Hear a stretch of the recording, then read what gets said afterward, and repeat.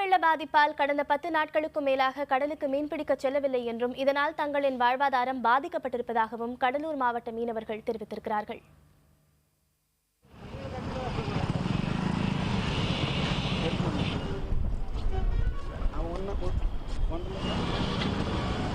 இது ஆகாய தாமரை நிறைய பேர் இருக்குது.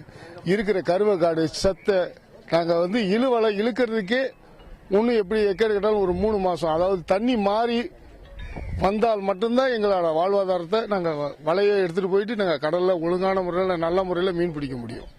இப்போதைக்கு எடுத்துகிட்டு போனோம்னா ஒரு வலை 30,000 ரூபா பெருமானது. அந்த வலையே டேமேஜ் ஆகிறதுக்கான வாய்ப்புகள் தான் இருக்குது. கொசம் நாங்கள் எடுத்துகிட்டு போகிற டீசலோ பொருளாதாரத்தை நாங்கள் மேம்படுத்துறதுக்கு வேலையே இல்லை. ஆனால் ஆயில் அந்த தண்ணி இன்ஜின் ஆயில் முழுவதெல்லாம் கவனம் பண்ண முடியல. எங்களால் தண்ணி போகிற வேகத்தில் ஒன்றும் செய்ய முடியாது. உருட்டு தண்ணி வர மேன் தண்ணி லாஞ்சை கட்டுறது தான் இருக்கிறோம் ரெடியாக. லாஞ்சை கவனிக்க முடியாது. அந்த கேட்ச் அப்படி ஓரமெல்லாம் உடஞ்சிடுச்சு. வலை பந்து மேலே இந்த வலையெல்லாம் தூக்கி தண்ணியில் போட்டுடுச்சு காற்றுல.